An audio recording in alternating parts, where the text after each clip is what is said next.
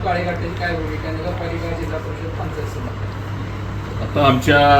आता उद्या जिल्हा परिषद पंचायत समिती आहेत, नगरपालिका आहे आणि त्यासाठी आता आमच्या पक्षाच्या मिटिंगा चालू झालेल्या आहेत. मागच्या 4 दिवसापूर्वी आदरणीय आमचे राष्ट्रवादी अजितदादा गटाचे संपर्क प्रमुख राज्याचे कृषी मंत्री आदरणीय भरणे मामांनी मिटिंग संजय मामाच्या फार्म हाऊसवर घेतली. तिथं जिल्ह्याची काय ठराविक कार्यकर्त्याची बैठक झाली.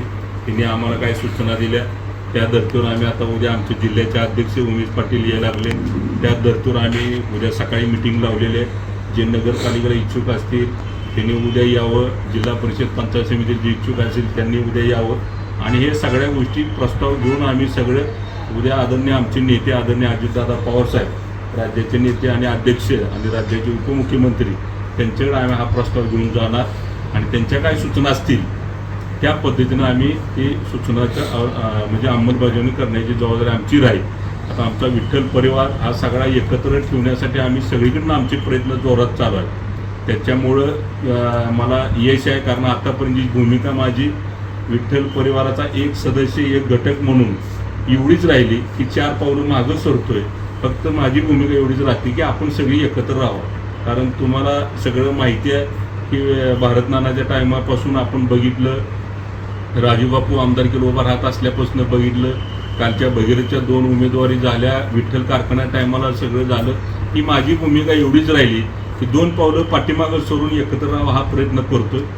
आता सुद्धा तोच प्रयत्न आमचा सर्वांचा राहणार आहे आणि त्यासाठी आम्ही आता चांगल्या बैठका चालू आहेत. नक्की त्याला यश येईल अशी माझी खात्री. तुमच्या बैठका झाली बैठक आता वारंवार चालू आहे. त्यात एक बैठक झाली, 2 झाल्या, अजून 2-3 बैठका होतील.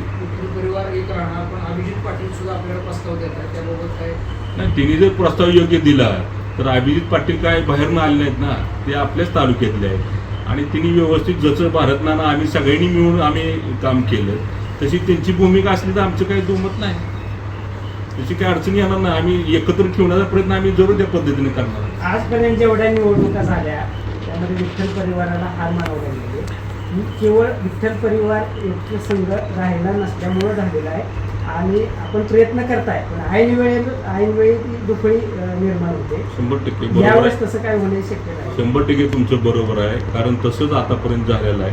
आता आपण प्रयत्न करतोय, आशावादी राहायचा हाच आपली माणसाची जगण्याची एक शिकवण आहे ना. कायम आशावादी राहायचं आपण तसाच प्रयत्न योगायोगाने सगळी एकत्र आली तर बरंच झालं आणि आमची प्रामाणिक इच्छा आहे. आम्ही कुठलंही पद मागत नाही, पण आम्ही एकत्र राहण्यासाठी आम्ही प्रयत्न करतो. त्यातनं दुफळी निर्माण होते, मतांतर होतंय, आज थोडं होत असतं, पण ह्यावेळेस मला वाटतं नगरपालिकेला आम्हाला यश येईल एकत्र राहायला. प्रस्थापित लोकांना तिकीट मिळणार का नवीन तरुण उद्या नाही, आता आम्ही काय ठरवलोय, आम्ही सगळी एकत्र आल्यानंतर बऱ्यापैकी तरुण कार्यकर्त्याला चांगली संधी द्यायची. तरुणांना संधी, मग नगरपालिका असेल, जिल्हा परिषद असेल, पंचायत समिती असेल, तरुणांना संधी जास्त देण्यासाठी आम्ही प्रयत्न जरूर त्या पद्धतीने करणार आहोत. समाधान काळे यांनी चंद्रभागा निवडणुकीत पुढाकार घेऊन चांगली भाषण वगैरे केली होती, सत्ता तुमची मिळाली होती, त्यांना त्याचं काय मिळेल का? आता समाधान काळे माझा भाऊ आहे एवढंच आहे. या निवडणुकीमध्ये तेच आम्ही म्हणतोय, उद्या जिल्हा परिषद पंचायत समिती आता काय सीटा राखीव झाल्या, काय महिला आले, असं काय झाले, त्याच्यात समाधान काळेंना आता राज्याचं उपाध्यक्ष मिळालं. आपण आता त्या पद्धतीनं आम्ही उद्या जिल्हा परिषद पंचायत समितीला त्याची मागणी असेल तर त्याचा प्राधान्याने विचार केला जाईल, पण आपण तिने म्हटलं तर पाहिजे.